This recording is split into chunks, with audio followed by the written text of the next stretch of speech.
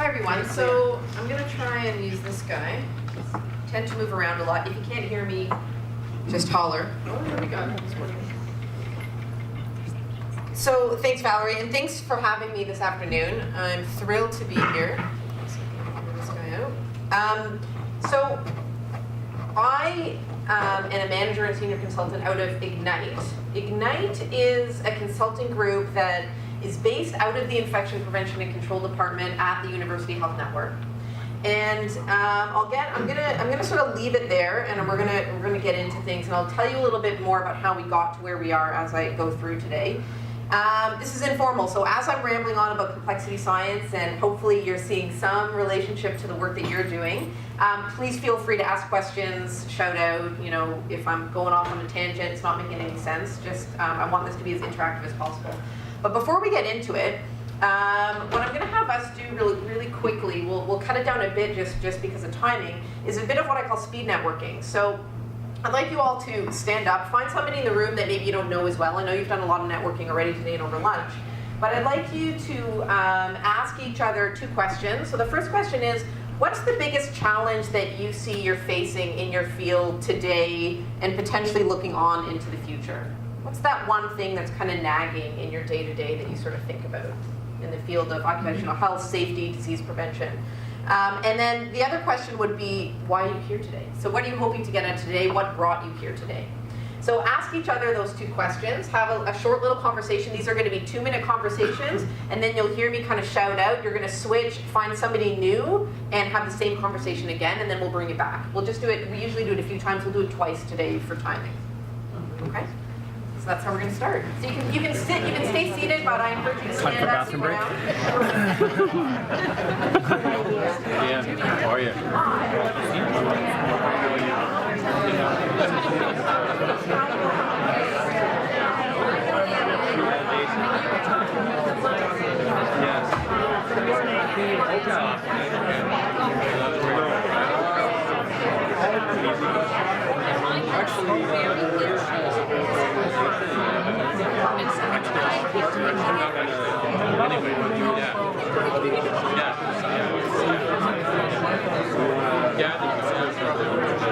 Anyway, so what's the nagging thing for you?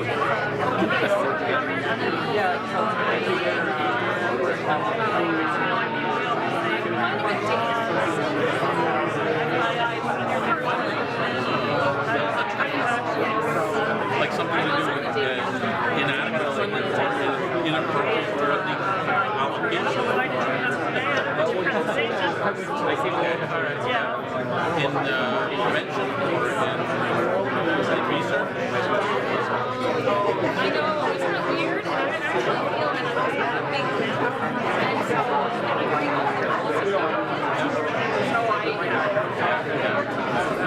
I'm a big And so what brought you here? That's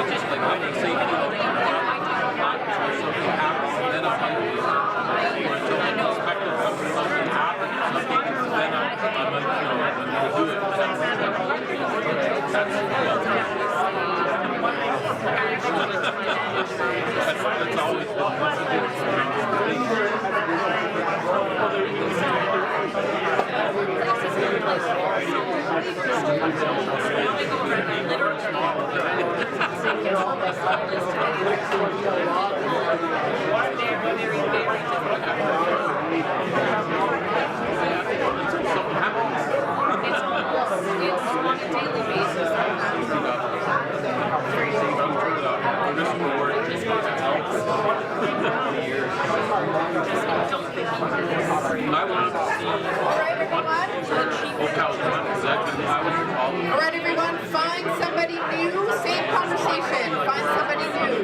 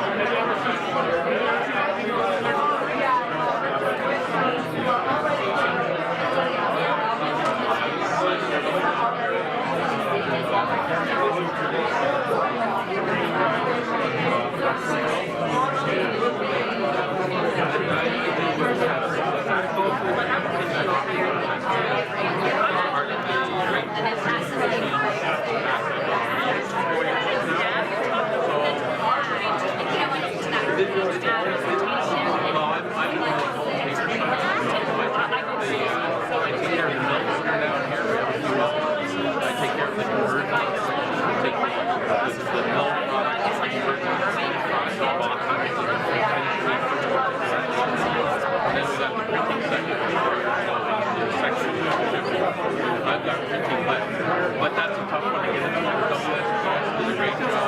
I did a great job.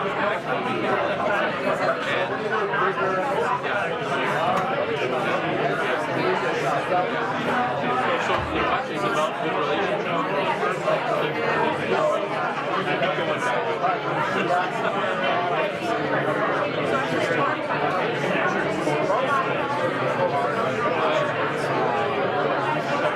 Yes, exactly.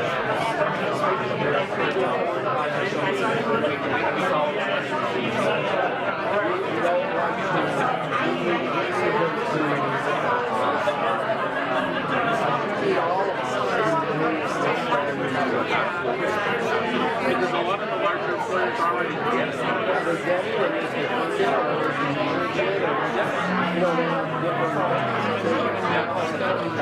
All right, everyone. I'm with you on Let's that. bring you back to your seats. Good to meet you, Neil. We'll run into each other again.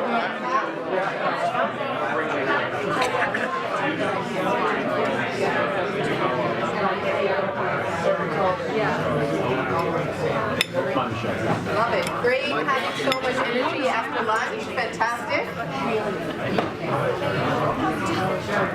And I'm actually sorry we had to cut that short. Normally we do 3 or 4 rounds with that so that you get a nice sense of where everybody's at in terms of current challenges and what motivates people to attend meetings like this. So what did you hear in those conversations? Did anything resonate or stand out in the couple of conversations you had?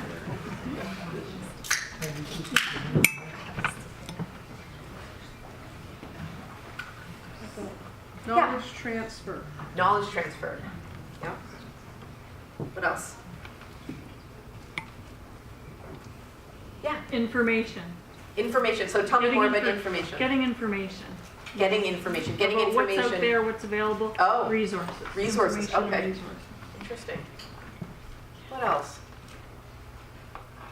Some of the problems with, like I met 2 fellows from CCOHS, and now with my exposure to OCAL, exposure is maybe the wrong word. Or the perfect word. Positive exposure. No. There's a need to get our services recognized in the public, for one thing, and get them recognized as a good thing by employers, who probably recognize them mostly as an evil thing that they're trying to avoid, but try to get them to see the good, especially the long-term good that can be done by the different prevention arms of WSIB. So a lot of engagement work and people really trying to truly understand what it is that you do, and that it can be a benefit. It's not all bad. What else?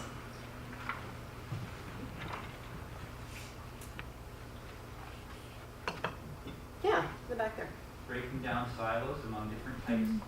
Breaking down silos. Yeah, breaking down silos. And about different types of exposures. Yes, yeah, yeah.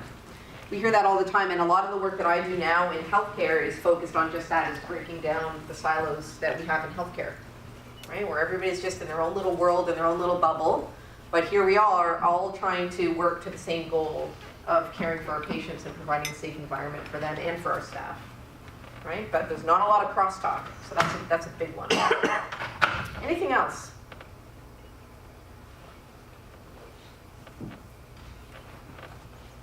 Yeah. I think competing messages, like Yes. there's an apathy. So there are so many issues, and people are at their boiling point, sort of into issue number 2, let alone looking at issue number 3, 4, 5, 6, 7. Yeah, absolutely. And that again speaks to that engagement piece and fostering that sense of ownership, real ownership for the issues. And it's hard when there's all these things coming at you. Anything else?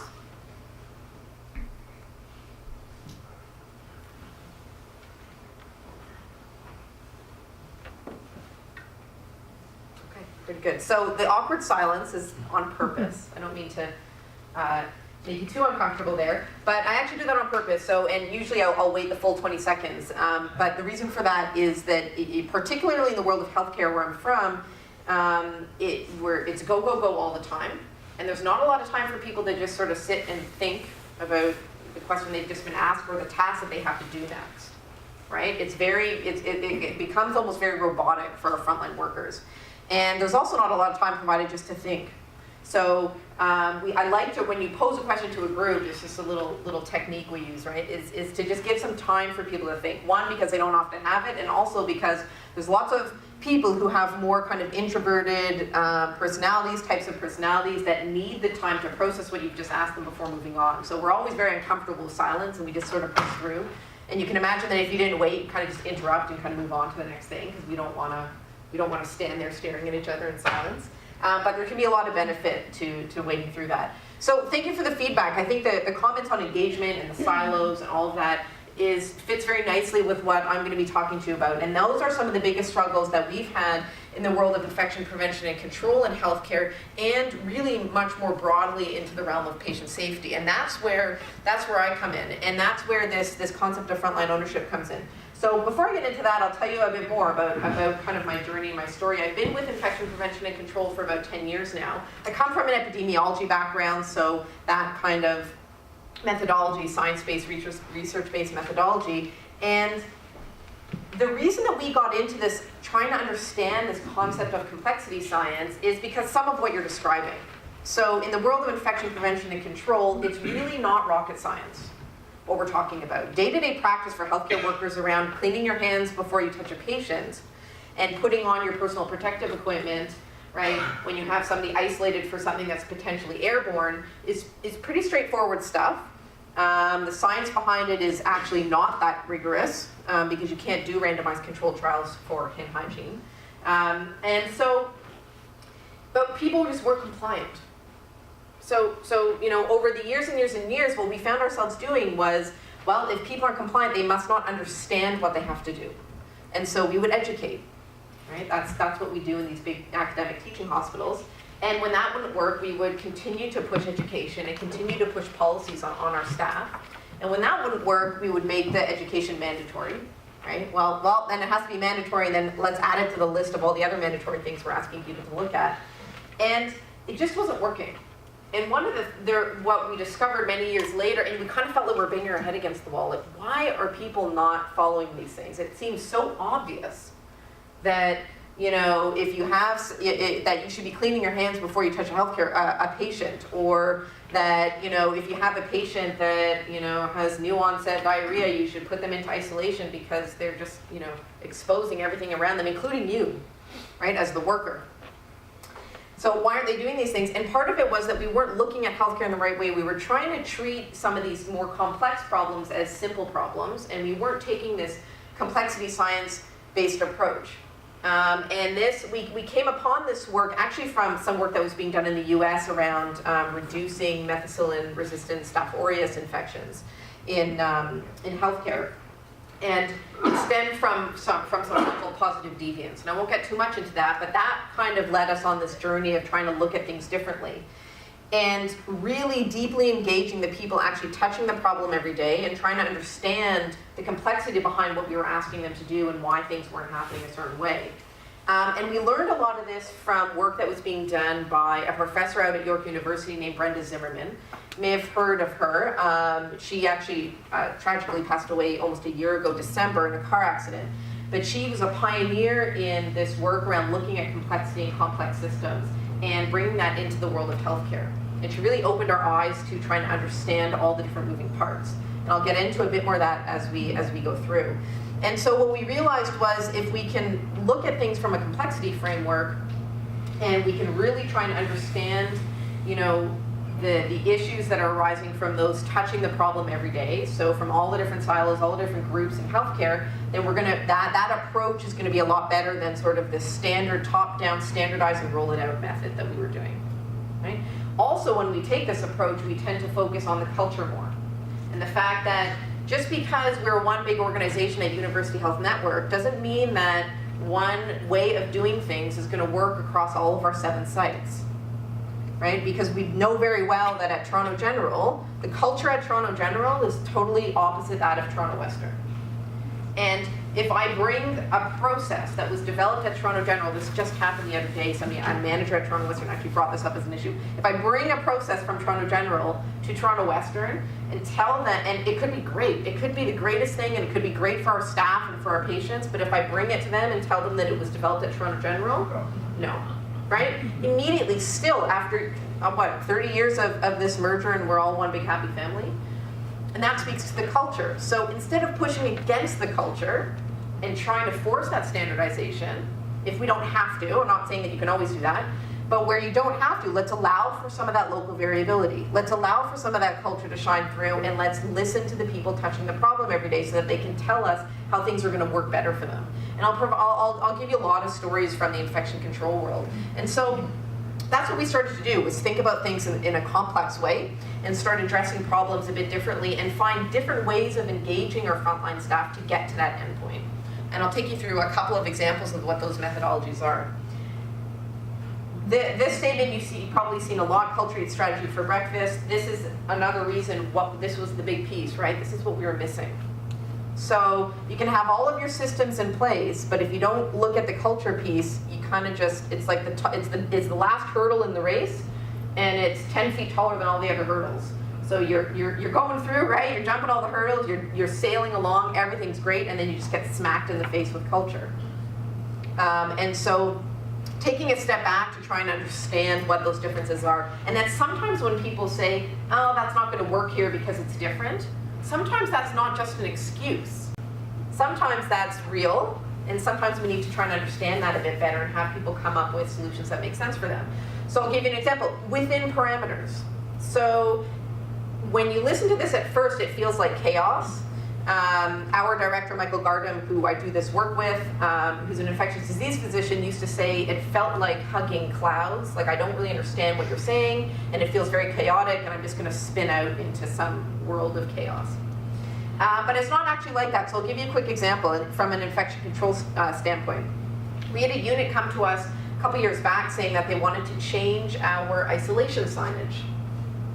So we sat around in our conference room and had a panic. And of course, immediately said no, because we're infection control, and we definitely like to control every little process that happens in the hospital around infections.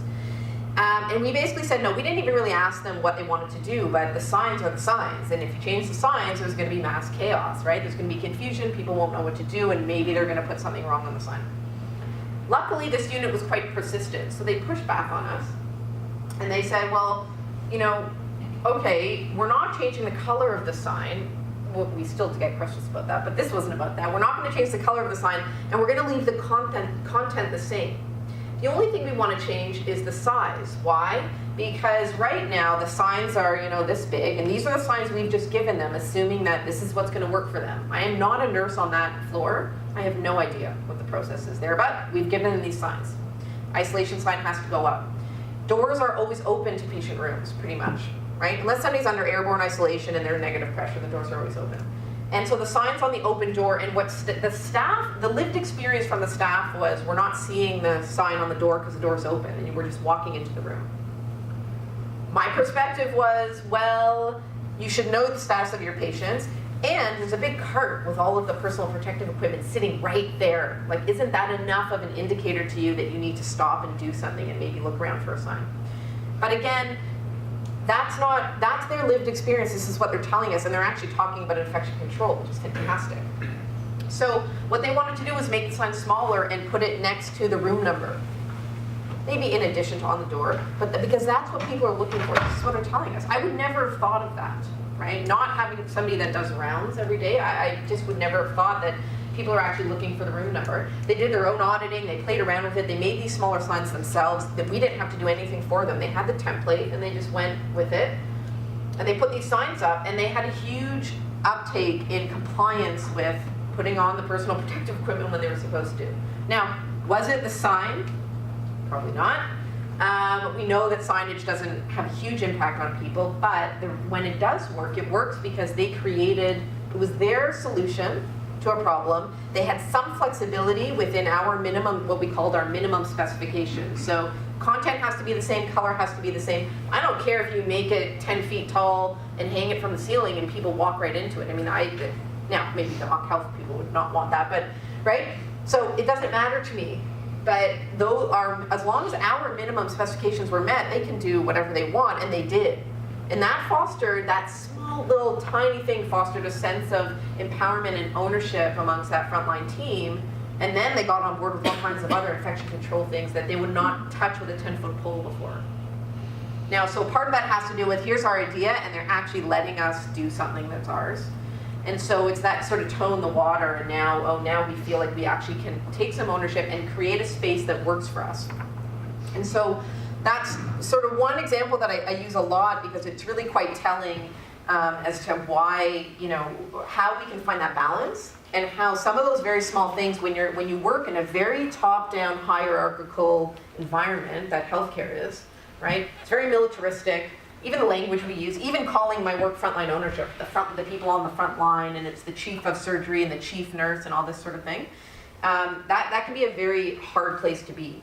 And so allowing people to move around and figure things out for themselves when they can, when it makes sense and when it's safe, you see some amazing things. One of the things we heard from an environmental services worker was that after doing some work with us and being a part and breaking down silos and being part of the team, she felt like it was the first time she had the permission to think during her job of 25 years. Right? I mean, it's so powerful to have somebody say that to you, where she actually felt like she was contributing instead of just following a protocol that actually, for the most part, didn't really make much sense. But nobody ever asked, right? And this is part of the thing that we're dealing with, right? This traditional healthcare culture where we need to get things done right away. Everything's very fast-paced, or yesterday, or whatever. Everything is priority, right? And it doesn't matter if it's a clinical thing or a non-clinical thing. It's always priority, and it always has to happen immediately. We're very focused on evidence-based practice, and we need that. We need to be guided by that. We also need to be guided by social proof, which is the lived experience of people. And some of that storytelling that I have, you just know it's working. Can't really tell you why, and I don't really know, but you have a feeling that things are coming together and working. And that's why in our work we tell a lot of stories, like the story we just heard before, right? Sharing those stories can be very powerful for people and be a big motivator to change behavior. Information and data are trusted, of course. We have this sense that culture change is complicated, and I actually think it's a lot more simple than that, like the example I just provided with the signage. Leaders in organizations always need to step up, and there's this pressure to step up, and along with that comes the pressure to fix everybody's problems for them. So you get into this situation where managers feel like they have to solve all the problems without actually, again, going back to the people who are actually touching that problem every day. So we were working with a manager who would come in the morning, and her night shift staff would come in and say, give her a list of all the things that are wrong, right? Because it's overnight and that's what they're talking about. They're complaining. Here's all the things that are wrong, fix it. And she would try and fix it, and it would always be the wrong solution.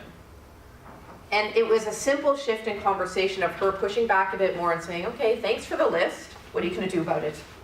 I can't, I don't live this every night. I'm not here every night. You need to tell me. And so they slowly started to come up with solutions. And the conversation shifted back with, yeah, here's a list of problems, and now here's some of the solutions we've come up with, and we've actually implemented them, and they're working really well. Right? And what a relief on the manager's side that she didn't feel that pressure to keep fixing things and none of it was working. There's a lot of top-down leadership, and a lot of this standardize and roll it out, because standardizing and roll it out feels easier. We can control it better. Right? And sometimes that's the right thing to do. Don't get me wrong. Sometimes we absolutely need to have standards across the board. 100%. But it's that fine line and trying to understand when we do and when we don't, and where can we allow for that local variation. And so in healthcare, we tend to, along with that culture, it's very linear, right? So we tend to think of things as we have problem A, and if we just follow a step-by-step process, we're going to get to our solution B. But what it tends to be like is this, right? We start somewhere else completely different. A bunch of stuff happens, some of which we can control, some of which we can't, a lot of which we can't, and we get to our outcome. And that's complexity. That's complexity science. So we need to approach it from a complexity lens and apply solutions that are more complex as well, that take into account the fact that we have all these variables that we can't control, that every person that comes to the door with appendicitis is going to have a different outcome at the end. Right? They're not all cookie cutter processes. Some things are and some things aren't. So we use things like lean and approaches where we kind of try to standardize and look at process. And there are times when that can work really well, and then other times where, you know what, we're not all widgets on the assembly line. I can't expect that the next thing that comes up in front of me is going to be that exact same widget like it was before. And that's where we really need to think about approaching things a bit differently, and that's the work that I do. So we sort of stratify into different types of problems and try to identify where are we at on this spectrum. So a simple problem is like baking a cake.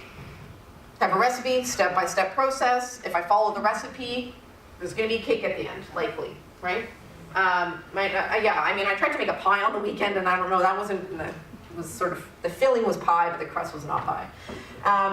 Right? So maybe not so much, but you follow a recipe and there's a lot of certainty and a lot of agreement that if we follow that recipe, you're going to get to that end point of baking a cake. As we move up the scale, complicated is things like the aviation industry, sending a rocket to the moon, right? That's a big difference between baking a cake. There's less certainty and less agreement. There's a few more little variables that we can't control, but overall, you still are on that linear path. Once we move up the scale into complexity, and we're not going into chaos, so chaos is complete, literally chaos. We're not going there, but into complexity, what we're talking about is things like raising children, right? So there's lots of factors we can't control. There's no best practice guideline on the exact right way to raise children, and we're not all going to agree on the right way.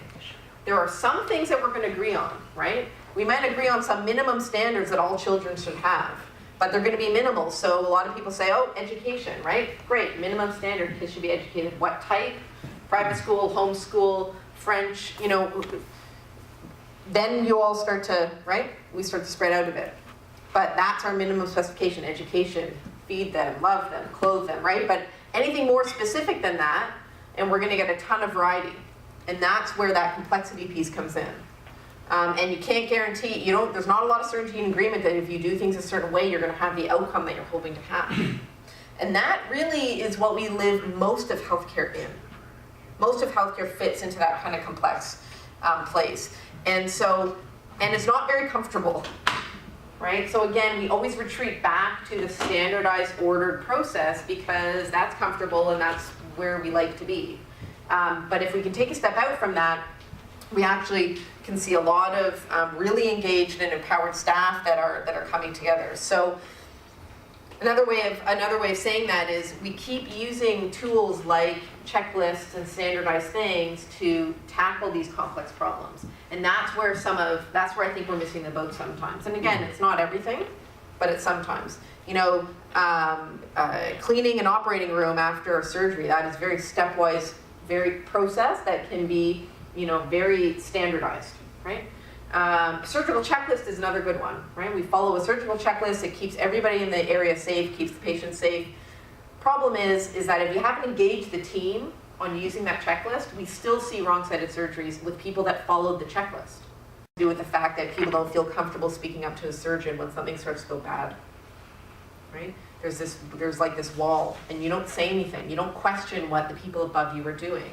And old school medicine is kind of like that, right? That's how a lot of physicians were trained, is in that kind of hierarchy. So we need to think outside the box, and we need to understand that there's no one big fix. So there's not going to be one tool that's going to save everything. There's not going to be one process that's going to save everything. But it's a combination of all these small little things that come together in various ways that we can't always predict, right? That are going to get us to our desired end.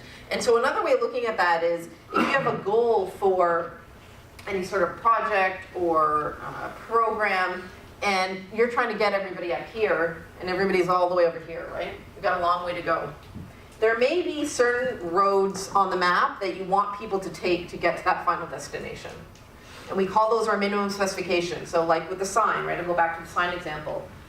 You know, infection control has to approve the content and the color of the sign, because those things are sort of the foundation of isolating patients. But outside of that, you can take whatever roads you want. So we might specify a couple of roads here, right? Take this bridge and take a part of this road. But outside of that, everybody's going to go a different way, and that's okay. As long as they get to the goal, and as long as they fit within our minimum specifications. So you get some variety. And you get some engaged people who are figuring this out in a way that actually makes sense to their local environment. So an ICU team and general medicine team can take on the same challenge and come up with a completely different path to get there. But they're still getting there. And that's the type of engagement work that we do to figure out what that balance looks like. And so another concept that we like to think of is these two things that we're always dealing with and balancing, which is the prevention and then the resilience, right? So we need all that preventative stuff in place, and we also need resilience, which is that culture of support. What do we do when these incidents happen? How do we react? How do we handle them, right? When we bring on a new project, this is the most common thing. You know, you bring on a new project and one person is assigned to sort of deal with that. So one person is the falls prevention person in the hospital. And then when that person's away, you know, what, the whole thing crumbles and everybody's falling everywhere and tripping over things. But that's typically what we see happening, right? If that, you know, we assign these things and we're not building a resilient team around addressing problems. A resilient team around falls is something where we were getting a tour of a hospital in upstate New York. We do a lot of work in the US as well. And the quality person was giving us this tour, and we were walking by a patient room, and the call bell went on, and the call light. And just as we were about to cross the threshold of the door, just to walk by, she left our conversation, went into the room, spoke to the patient. She's not a nurse on that floor, she's a quality person. Came out, went to the nursing station, came back, spoke to the patient. 10 minutes later, came back to our conversation. And so we kind of looked at her and said, so what's going on there? You know, why didn't you just leave that for the nurse, right? And her response was, the culture on this floor, the resilience that they've built is that it doesn't matter what your role is in the organization, if you see that call light on, you go into the room. Everybody's doing it, security, housekeeping, everybody. Not that everybody can address the direct need of the patient, but anybody knows that when you're a patient in a hospital, or if you've had a family member who's been a patient in a hospital, when you press that call bell, every second feels like an hour.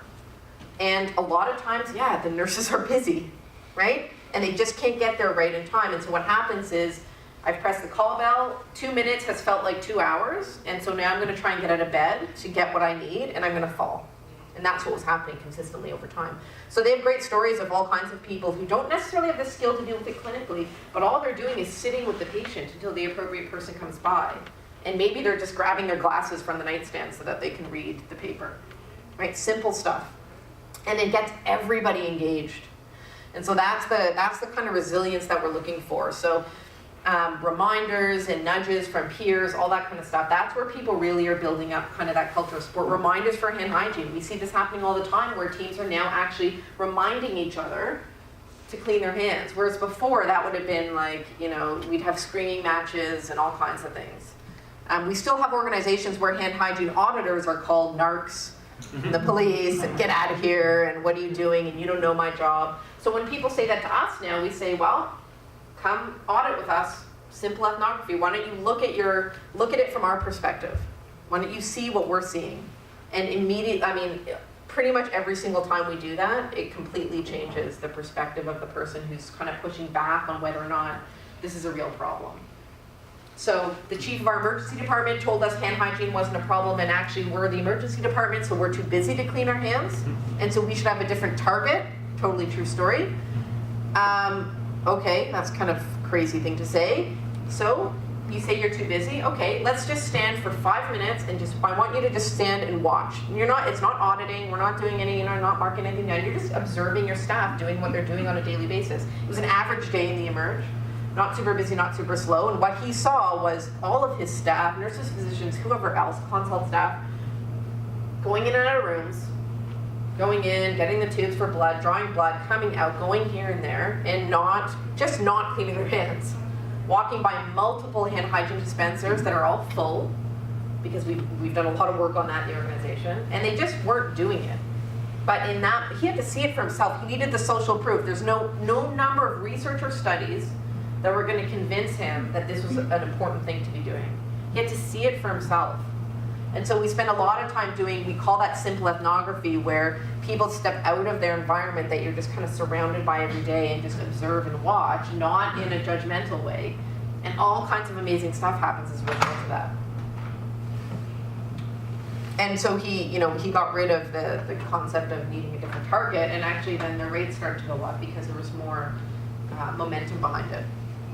So what's important to keep in mind as I talk about everybody coming up with different solutions and how's this going to work, and there are standards and things we need to follow, of course there are. So those are our minimum specifications, and then instead of maximizing the specifications and everything, instead of overburdening people with so many things, do we have an ability to sort of look at all the specifications or standards that we have, and where's there room to be a bit flexible? And it just depends, right? Sometimes there isn't and sometimes there is. What we often say to people is think about the goal that you're trying to get to, write the list of all the things that you want people to be following very strictly, and then go through each item on the list. And if you can take something off the list and still get to your goal in the end in a safe way, then you might not need it as a specification. You might be able to allow for some variability at that stage. So in terms of how this stuff works and some of the principles that we follow is we work with people that want to work with us. So when we're trying to engage people, always look for the people, and this is pretty common, it's an appreciative approach, right? Start with the people that are a bit more interested in what you're talking about, because not everybody's going to be there right away. That's just how it is. But you'll get some quick wins if you find the people that are interested in what you're focusing on. Because there's tons of stuff out there, right? There's tons of new projects, there's tons of information, and it's overwhelming. But there's usually a few people who are kind of interested. We know that change spreads in multiple ways, and we can't predict how it's going to spread and how things are going to move about. So bottom up, top down, virally sideways. Making the invisible visible. So all those silos that we were talking about, we want to make those silos visible to people. We want to do the simple ethnography. We want to point out the various silos that we have in healthcare and have people see them for themselves. At St. Mike's, I was giving a talk once, and it was meant to be with a nursing quality team, and they ended up inviting environmental services at the last minute, which is great. But of course, it was sort of lecture-style seating in the room, and so the nursing team came in and they sat sort of middle of the pack, and the environmental services team came in and they sat all in the back row. And there was no intermingling at all. I mean, nobody was talking to anybody. And we used to say, you can imagine if physicians were in the room, where would they be? We used to ask people this. And I actually asked this to a group of physicians. And, the response typically is probably off to the side, on the BlackBerry, not paying attention, ready to exit at any time. It's not everybody, but that's a typical response. One physician in the room, when we were giving that example, got very angry with that response, feeling like we were stereotyping that group. In that moment, he was sitting in the room on his BlackBerry. He literally was like this and looked up to provide us with that feedback. It's not a good or bad. It just is. So if we can accept and recognize and understand what's happening around us and have other people see it for themselves, that's where the power is, right? And people seeing it for themselves. Including the unusual suspects is brilliant. So we invite everybody. That's, so Security staff have just as much input as environmental services, allied health, any staff member in their own safety and in the safety of patients. They have great ideas, right? Particularly people that circulate around the organization a lot, they see everything. So if you want to know where there is something going wrong, you talk to those people, right? They're going to tell you. Go slow to go fast. So culture change, while it can be simple, it can take time. And so seeing these shifts and seeing the engagement in the environment you want to see is just going to take some time, and sometimes you need to just accept that in the beginning. Nothing about me without me. So another important one, right? When you have all these silos and people are sort of divided up in groups, we often get, well, it's not me, it's them. It's always that other group that's causing the problems. It's always them. It's, well, if only that group could just do X, Y, Z. If they're not in the room to talk about their perspective on that particular problem, don't talk about it. Move on and focus on what the people in the room can actually control themselves.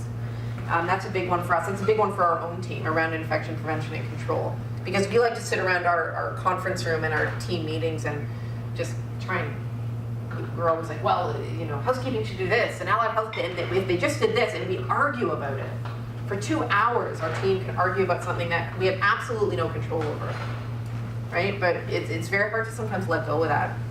And then act your way into a new way of thinking. So not everybody's going to be on board kind of mentally and emotionally with whatever the subject is, or whatever the project is, or whatever the safety initiative is. Some people just have to start shifting their behavior slightly.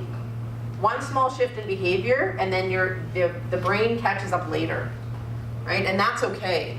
Sometimes it's peer pressure that gets people to act differently. That's okay in the beginning. We don't need to push against that. Just accept it and look for the benefits of that as opposed to the negatives. So what we're looking for when we talk about this in our world, we do this work in infection control. We do this work in all kinds of safety and quality issues. I'm doing a lot of work right now around really shifting culture in the organization, communication between teams, all kinds of things like that. And what we find is that people take time to think. The social proof becomes very, very important and accepted as another way of expressing what's going on around us. Lots of stories. So we have tons of stories that we share to help people understand what's going on. Leaders learn how to step back, which can be very important. And there's lots of bottom up from the front line. But it's always a balance, so it's not one or the other. It's never one or the other. It's not that we're replacing the hierarchy that we have in healthcare that works, right, to a degree, with something else. We're just trying to find a balance between things so that we can move ahead and move forward. So one of the ways that we do this is using techniques that we call liberating structures. I know, sounds really cheesy. Liberatingstructures.com has a bunch of these engagement techniques. And I'm just going to check on the time. So we're not going to go through this. I won't have time to go through the TRIZ with you, but I'll kind of explain it really quickly. So TRIZ, it's a Russian acronym. So it's the theory of inventive problem solving, which doesn't match the acronym because it's Russian. And I still have yet to find out exactly.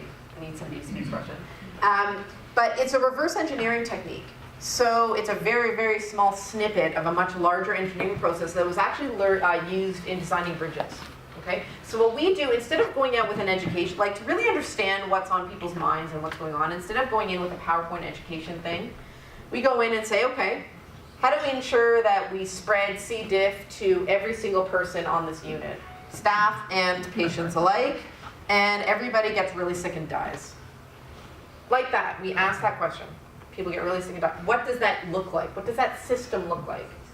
And so we get a lot of blank stares at first, right? Because people, it's a bit of it's a bold question. It's a provocative question. And then people start shouting out things, right? And they're shouting out all kinds of things. And I'm at the front writing everything down. So people are going to say things like, use lots of antibiotics, no isolation, fire the housekeeping staff, don't clean your hands, put it in the sprinkler system, force patients to shower together, like all kinds of stuff comes up. And that allows for a bit of creativity amongst the teams, which never happens, right? And we get laughter from the group, and we get energy from the group, and people are listing off all these things. And you get an exhaustive list, and you get a pretty nasty looking list. The second stage of it is, okay, so here's our perfectly negative system. Let's go through each item on this list, and let us know what things are currently happening in your environment to some degree. So if we've just created a perfectly negative system, and now you're telling us that there are some things on this list that are currently happening, we're not in a very safe place right now, right? And now people are, okay, right? And so the mood shifts a bit where people realize that they're actually doing things every day that's getting them to the wrong endpoint. They're getting into a place they don't want to be. And then and inevitably it's a lot of the things on the list, and it can be overwhelming. So what we do with people is we think, okay, so it's not for me to decide what's priority for you in this moment. I probably, from an infection control perspective, have a few things that are probably the highest risk. But in the beginning, I want you guys to focus on what's important to them in the moment and what they feel like they can control, because that's the step towards that ownership piece and culture change. So what we talk about is, okay, of all the things on the list, what's one thing that you can start to change, right? Complex system, nibbling away at it, there's no one big fix. What's one thing that you in the room, the staff that you're talking to, want to take on and try and fix? And we frame that as a 15% solution, right? Something that you can change today, tomorrow, that you don't need permission to do. Simple stuff, right? And there's tons of them, and they come up with all kinds of ideas. And the ideas are theirs, and they all fit. Now, if somebody comes up with something that's way out of scope or unsafe, then obviously we're going to intervene and help them get to a point where it becomes something that's going to be safe and not going to have any of those risks. And slowly we tackle through the list. So it was used to build bridges because they would say, so how do we ensure this bridge collapses? And then let's not do those things, right? Very, very brief version of how that's going to go. So we use the same thing, and we use it for everything. I've used it across the board for a number of different quality measures. When teams are just not communicating well, how do we ensure that we have a miserable team and everybody hates everybody else? And the 15% solutions are, I'm going to stop being grumpy every morning, and I'm going to come into the office and put a smile on my face and say good morning. That's what people say. I mean, these simple things, right? And that's how other people respond so well to those simple actions, right? It's those simple things, and that's what our patients tell us as well in healthcare, actually. It's not about being at the fancy cancer center or the fancy transplant center. It's not about that. It's about that when I got there, somebody greeted me and showed me where my clinic appointment was, right? Those are the things that people find most important. And so so that's one of the small techniques that we use, and there's tons of them. There's the ethnography. We do a lot of improv, acting out various scenarios for people so that in a safe space, so that they can understand all the different components and come up with language on how they're going to maybe approach certain conversations or get around certain sticky problems. There's lots of different ways that we do that. So I will check the time. Yeah. So I will end there because I'm already over. Another one of the reasons that we are doing the work that we're doing, and I'm sure this is totally not what you were expecting for today, is quote from Einstein, right? Insanity, doing the same thing over and over again and expecting different results. I actually heard Kanye West quote this Einstein quote on the Ellen Show once. Somebody sent me a clip because they've heard me say that before, and I was kind of blown away. He's trying to reinvent himself, right? So he's trying to not do the same thing he's been doing. So, right, but that's what we felt like we were doing, and that's what we felt like we were doing in health and safety and in quality, at least from our perspective. And so we're taking a completely different approach. And it's uncomfortable, and it's a bit different. But thinking of framing it in that complexity science framework really helps ground it, and there's a lot of science behind that.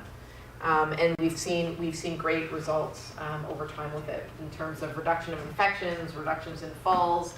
The work that we're doing in the U.S., we've had a significant reduction in falls. Falls is a big issue for them, and it saved them just over $500,000 so far, because we can actually tie to costs there really easily. So, and the teams are engaged. And you're seeing people actually care about these things that they did not care about before, and that for us, that's one of the biggest factors. So I'll end there. Any questions, thoughts, comments? Yeah, please. Have you applied any of this to getting the flu shot?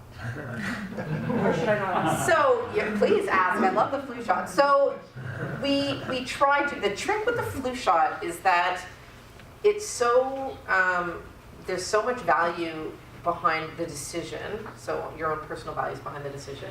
And the problem with the flu shot is that, so like this upcoming year, right, it's not a good match this year. Again, I'm just telling you that now. I'm just telling you guys that now. And so when you have something that you're trying to tell people to take that you know doesn't actually work very well, that's where, and so people who are against it are always going to be against it. So we're always trying to look at the people who are kind of in the sort of not at either end of the spectrum, kind of in the middle, and trying to understand it from a bit more of a behavioral, cultural piece, and trying to tackle it that way instead of trying to force science that is not there, right? So we're not going to lie to people and tell them that you must get it and otherwise people are going to die. And that is how some people approach it, and that doesn't work, right? So we're trying to take a bit of a mixed approach with it. Flu shot's a hard one. It's very hard. I have to say it's a very refreshing presentation. Thank you. So I appreciate the whole thing. I think that most people in this room all do a lot of consulting with various workplaces, and and one of the first things that you're trying to do is you're trying to get sort of a bit of a bead on the culture, but it's very compressed, and you know it's just kind of like a little snippet in terms of how to work with them. So I'm kind of interested in terms of either what was the I'm not sure whether to call it the learning curve or the adjustment curve to this kind of approach on both sides, actually, on the workplace side and on your side. Huge. So on our side, huge. On the workplace side, big as well, although we always found in an organization like ours where we started, it's big, right? UHM is a really big place. So there were people that said, you know, when we started talking about it, they grabbed on right away. They were like, I'm ready. So in this room, there's like a couple people who are really going to get it, and the majority that don't, you know, it's not going to fit for them. Which is totally fine. That's just kind of how it is. So we worked with those people. Those people that said to us, this is what I've been waiting for, an approach like this. Get that little tiny group together. It was 5 of us to begin with, and then it expanded, and we would work in each of those areas. But for us, it was also hard because it does take time.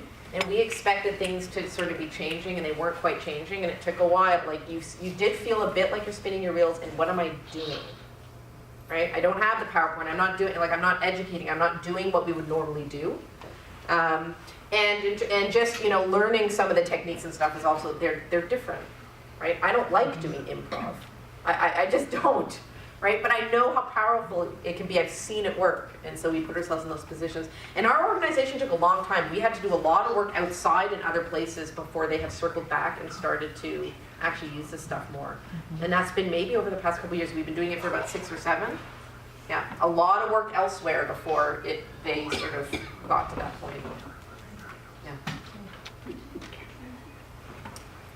Anybody else? Anybody else? One quick one, I'm sorry. Just very quickly, Yeah. I love what you said about infection, people washing their hands. Yes. It's in their interest to do it as well as the patient. Yes. And it just made me think of the phrase, you know, what's in it for me? And if you can get people to see the benefit for them Yes. in doing certain things, then 100%. you don't get buy-in, you get ownership. Yeah. And I love the Yeah. example you gave. It's a good Yeah, and that's why the highest compliance rate is after somebody has had contact with the patient, not before. Because I've just touched a dirty patient, so and I'm protecting myself. And that is what we see. And when you poll, there's lots of studies that show that when you ask healthcare workers, they'll tell you they actually believe that they're cleaning their hands all the time. They really believe that because, you know, you feel like you are, right? And so that's why seeing it for themselves, and, you know, we use all kinds of techniques to show how things are spread, and if you're touching all these different surfaces, this is what happens, but they need to see it. Absolutely. Did you have one last? Yeah, I'm just Go for wondering it. at the very beginning when you talked about standardizing, you know, if you're doing something at Toronto Western, Yes. and then Mhm. they say, well, that's not the culture here. So you talked about working within the culture, adapting something for that culture versus at the end when we're talking about culture shift. Mhm. So are we trying to change the culture or work within the existing culture? Oh, That's it's, all. I mean, yeah, so it's a bit of both. So it depends on what the goal of the work is. Sometimes you're trying to shift a culture. You're trying to shift a culture into one that is, has more ownership, or has, you know, you're broken down into silos where there's more communication, where there's more resilience. And sometimes you're trying to, you know, reduce falls, which is a bit different. Now the culture shifts no matter what, but it might not be as purposeful. So it's recognizing the culture is kind of the first piece. So where am I working, and how, you know, what are the differences? And then thinking about what's my goal here. And absolutely things are going to shift over time, either way. I think that's the same Yeah, thing. I know. You're giving everybody this great best